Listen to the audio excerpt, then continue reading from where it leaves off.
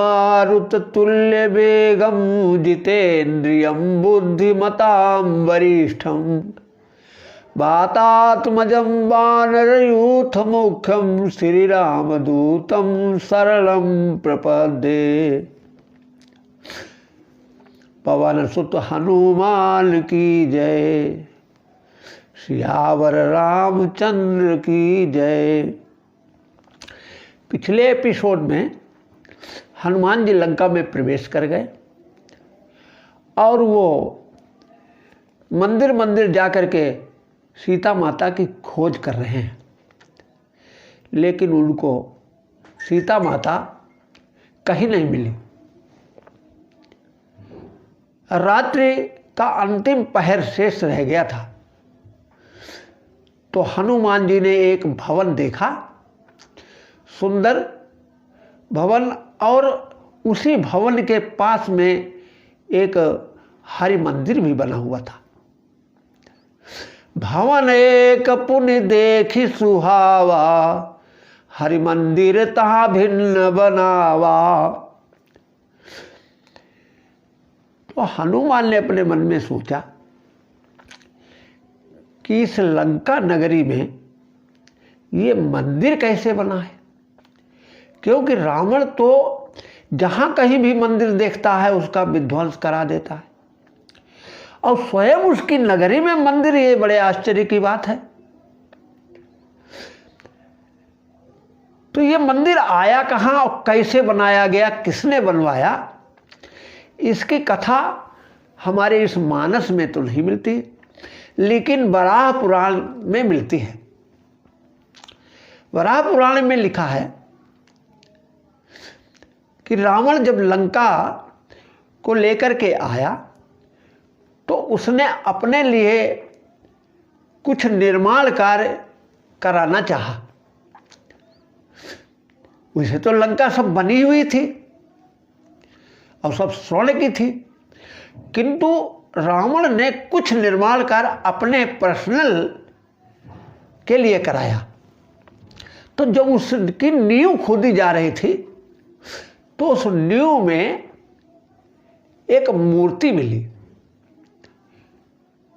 तो वो स्वयंभू मूर्ति थी और विष्णु भगवान की मूर्ति। तो रावण तो विद्वान, चारों वेदों का ज्ञाता, उसको ये पता था जो स्वयंभू मूर्ति निकलती है उसकी स्थापना होनी चाहिए और उसकी पूजा भी होनी चाहिए।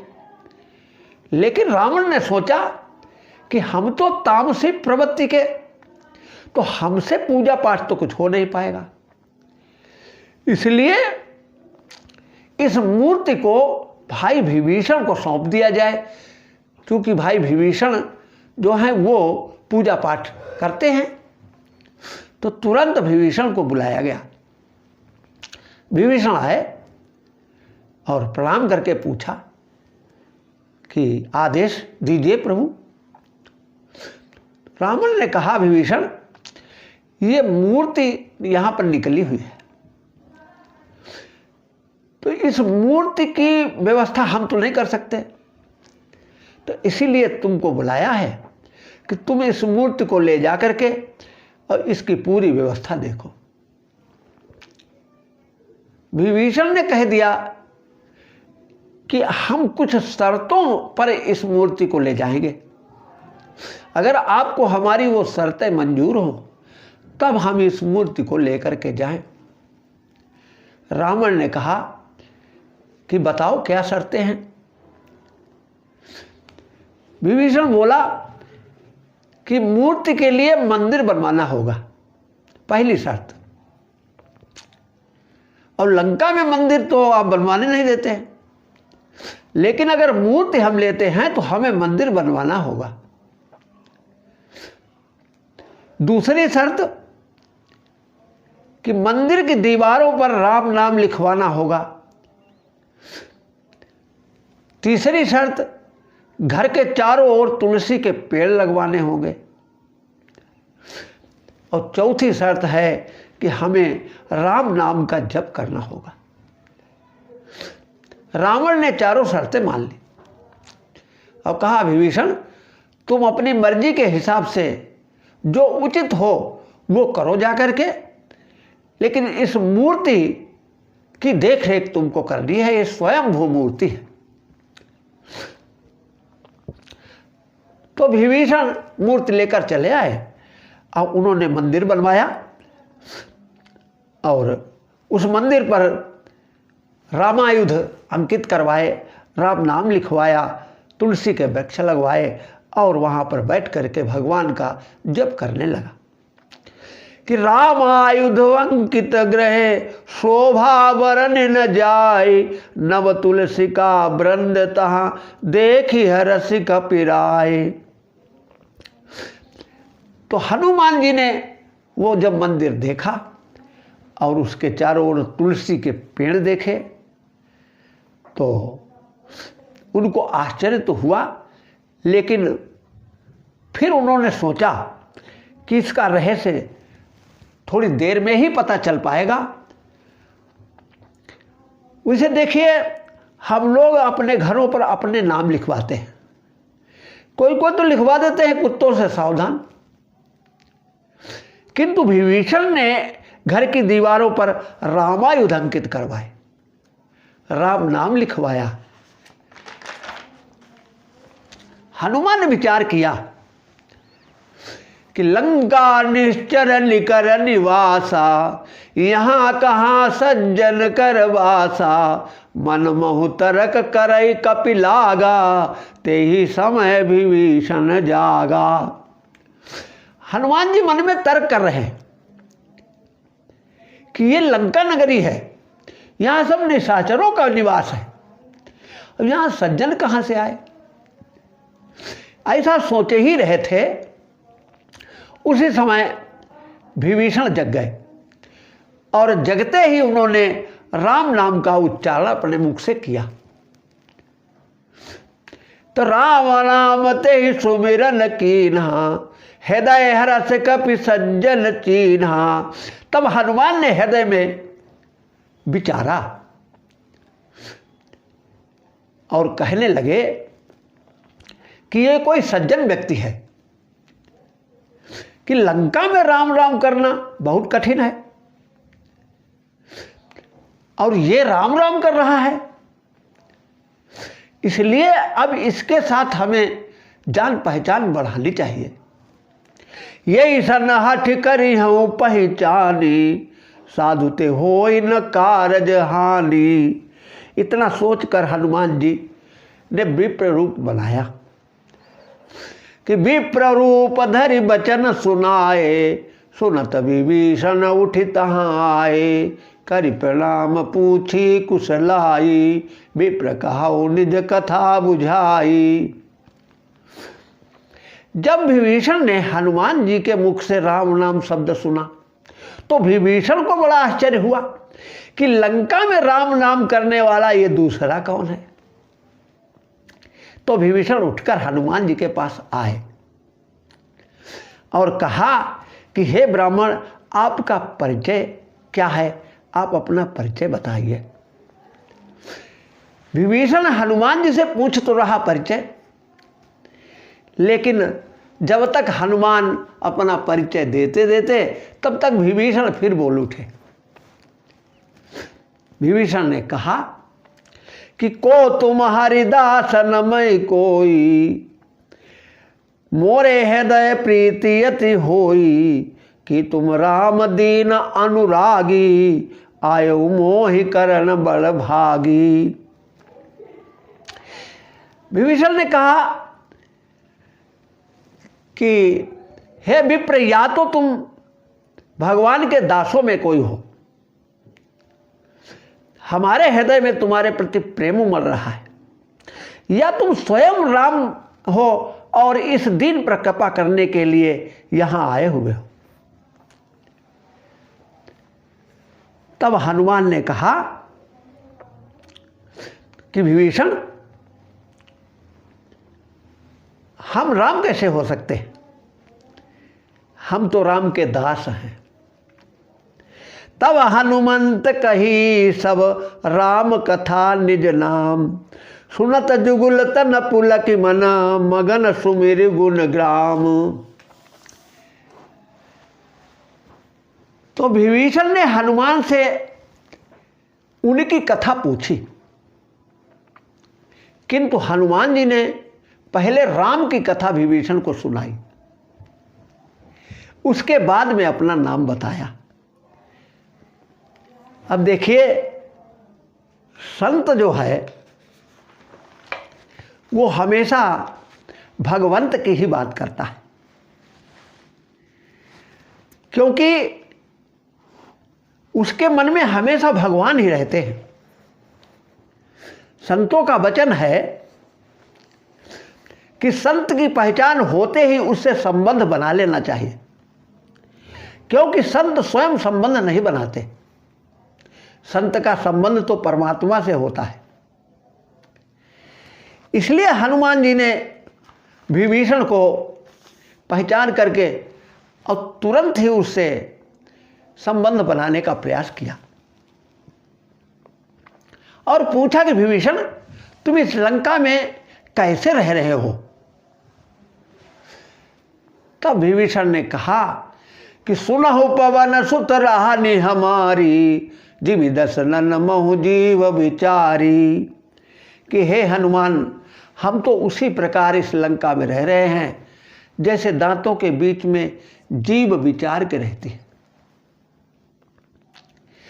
अब यहां एक सूत्र मिलता है कि जीव जो है वो दांतों के बीच में तो रहती है, किंतु हनुमान ने विभीषण से पूछा कि विभीषण ये बताओ कि तुम्हारे दांत पहले आए हैं कि जीभ पहले आई है? तो विभीषण ने कहा जीभ पहले आई है।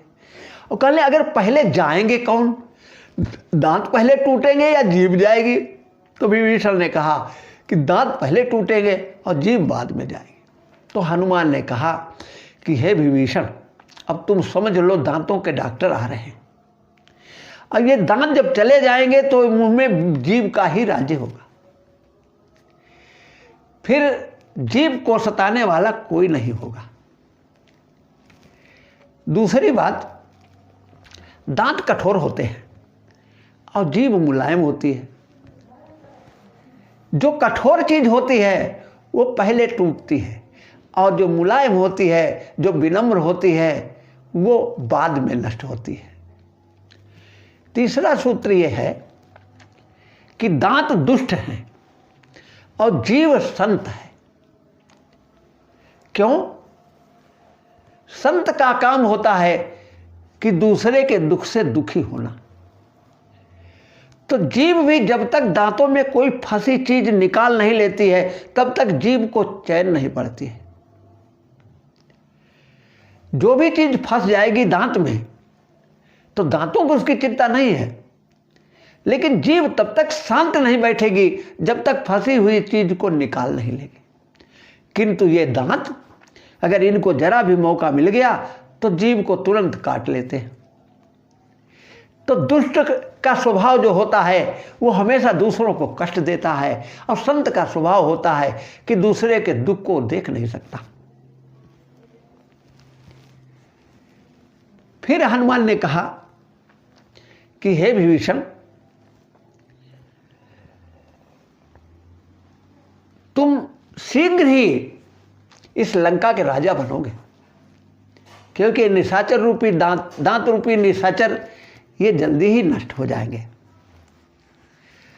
तब विभीषण ने कहा कि तात कबहु मोहि जानी अनाथा, करी है कृपा भानुकुल नाथा। कि हे हनुमान, क्या हमें अनाथ जान करके प्रभु राम हमारे ऊपर कृपा करेंगे? तो हनुमान ने कहा कि विभीषण, तुम राम राम तो जपते हो किंतु राम का कोई काम तो करते नहीं हो। और भगवान उसी पर प्रसन्न होते हैं जो उनका स्मरण तो करे और साथ में उनका काम भी करे। और नियम है कि वे अपने सेवक पर सदा प्रेम करते हैं। कि सुनहो विभीषण प्रभु कई रीति, करई सदा सेवक पर प्रीति। कहु कवन मैं परम कुलीना, कपि चंचल सब ही विधिहीना। प्रात ले जो नाम हमारा, ते दिन ताहि न मिलई आहारा। कि असमय अधम सखा सुनु, मोहु पर रघुवीर। कीनी कृपा सुमिरि गुण, भरे बिलोचन नीर। हनुमान जी ने कहा कि विभीषण देखो, मैं किस कुलीन कुल का हूं। एक तो मैं वानर जाति का, दूसरे चंचल स्वभाव का, और सब प्रकार से अभावग्रस्त। यहां तक कि प्रातः काल मेरा जो नाम लेता है उस जीव को आहारा अर्थात मांसाहारी भोजन प्राप्त नहीं होता। यहां पर यह विचार करने की बात है, आहारा शब्द गोस्वामी तुलसीदास जी ने प्रयोग किया है। आहार माने होता है शुद्ध शाकाहारी भोजन, और आहारा माने मांसाहारी भोजन। तो हनुमान जी कहते हैं कि जो हमारे नाम को प्रातःकाल स्मरण करता है उसे मांसाहारी भोजन वर्जित होता है। शाकाहारी भोजन वो खूब खाए, लेकिन मांसाहारी भोजन उसे नहीं करना चाहिए। तो इसलिए जो हनुमान के उपासक हैं, हनुमान का नाम लेने वाले हैं, वो मांसाहारी नहीं होते हैं, वो मांसाहार नहीं करते। हनुमान जी कहते हैं ऐसा मैं अधम, और फिर भी राम ने मुझ पर कृपा की। ऐसा कहकर हनुमान जी के नेत्रों में अश्रु बहने लगे।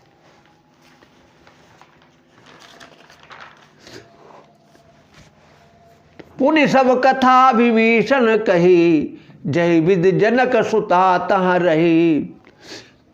तो विभीषण देखिए, पहले का ये धर्म रुचि था।